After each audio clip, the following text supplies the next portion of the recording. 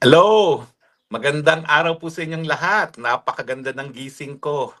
Napakaganda ng gising ko dahil nakakuha na po ako ng kumpirmasyon. Lahat ng sinabi ng Presidente Marcos Jr. aka Bangag tungkol kay Zaldico ay fake news. Kumpirmado po, hindi siya naaresto. Kumpirmado po, hindi nakadetena si Zaldi. Kumpirmado po, ligtas si Zaldico. So mga Pilipino, mga kababayan, hayan po, for the record, ang ating presidente ang siyang nagkalat ng fake news. Confirmed, confirmed, confirmed. Pero nais ko rin pag-usapan, bakit ba nagagalak tayo na fake news yung pagkakaaresto kay Zaldico? Hindi ko naman po sinasabi na hero si Zaldico ha. Hindi ko po sinasabi na walang pananagutan si Zaldico. Darating ang punto na kinakailangan harapin din ni Zaldico ang pananagutan.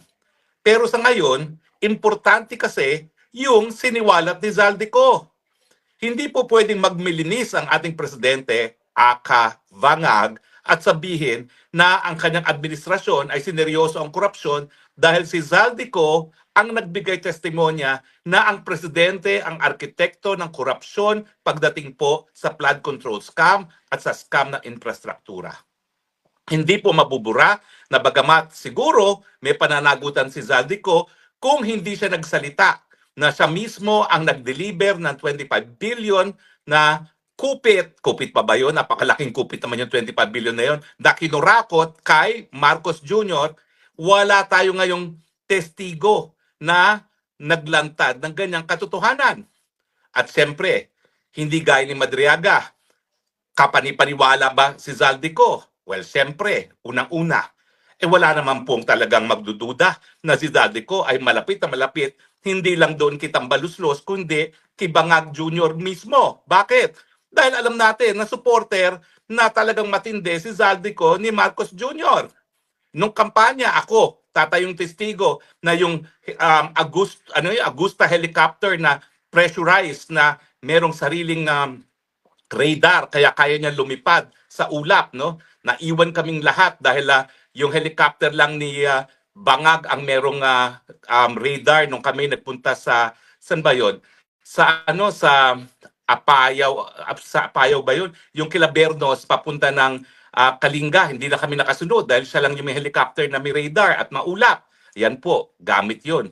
Helicopter 'yon ni Zaldico. At hindi naman kaduda-duda, walang nagdududa na napakalapit niya kay Tambaluslos dahil siya ang talagang committee on chairperson, kaya chairperson ng Committee on Appropriations. At siyempre, hindi po talaga kaduda-duda na alam ni Zaldico kung ano ang mga in-insert ni Marcos Jr. dahil siya ang chairperson ng Committee on Appropriations sa House. Bakit mas importante pa yung papel niya sa pagbuo ng budget kaysa sa senador pagdating sa pantaunang budget? Kasi nga po, lahat ng appropriations dapat magsimula sa Kamara.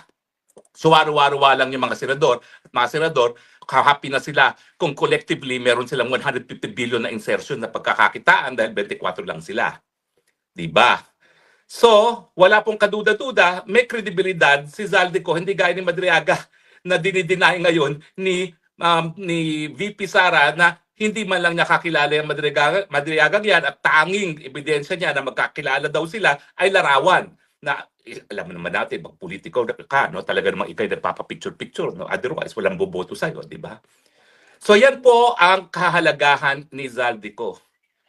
Ulitin ko, hindi siya siguro hero, hindi siya siguro santo, pero kinakailangan natin ang testimonya niya para mapakulong na once and for all ang Marcos Jr. at pati na ang kanyang may bahay at pati na mga kamag-anak ng kanyang may bahay. Bakit?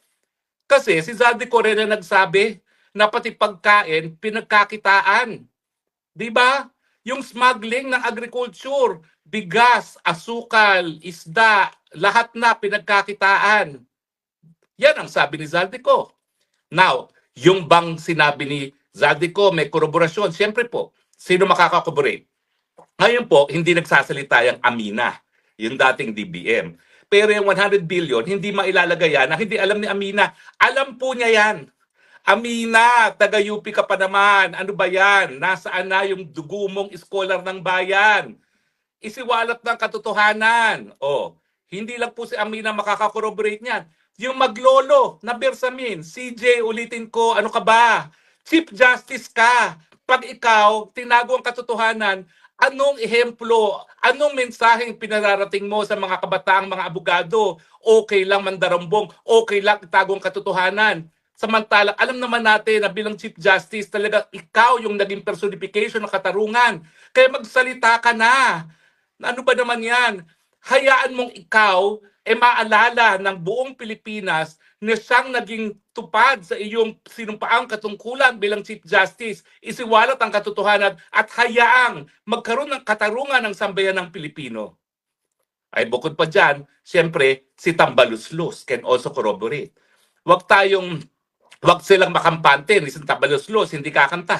Siyempre, kapag nagkaipitan na, save yourself, Tambaluslos. Pero, gaya ng aking advice kay Zaldico, walang kasiguraduhan na wala kayong kahit anong pananagutan. Baka meron naman. Pero, siyempre, kung wala ng ibang testimonya ang mapipresenta para maparusahan si Marcos Jr., yan ang iyong dahilan kung bakit kayo po pwedeng mabigyan ng testimonial immunity. In fact, ang hamon ko sa inyong dalawa ngayon, Tambaluslos at Zaldico, mag-unahan na kayo. Gawin nyo ng sworn statement ang inyong mga nalalaman. Ipa-deposition nyo na. Ipa-perpetrate nyo na ang testimony ninyo. Pwede namang kunin ang testimonya ninyo sa isang notary abroad at pwede nang ipa-apostil yan. Hindi na kinakailangan pumunta pa sa opisina ng konsulado. Dahil sa mga nalalaman ninyo, talagang may banta sa mga buhay ninyo. At ang tamang gawin nyo, yung tinatawag na perpetration of testimony para miski kayo'y natigok, nandyan ang testimonya ninyo, hindi mabubura. But in any case, masaya po ako ngayon dahil hindi po makukuha ng Administrasyong Marcos si Zaldico ang pinakamatinding testigo na magpapatunay Marcos Jr., arkitekto ng korupsyon sa Pilipinas. Maraming salamat po sa inyong patuloy na pagtangkilik sa ating Spokes Hour. Maraming salamat po sa inyong pagtitiwala. At ako naman po, hindi ko bibiguin ang inyong pagkakatiwala. Bakit? Because I love the Philippines. It's the only country that I have. It's the only country that I will love. God bless the Philippines. The Lord keep Zaldico and all of us safe. Have a good day, Philippines.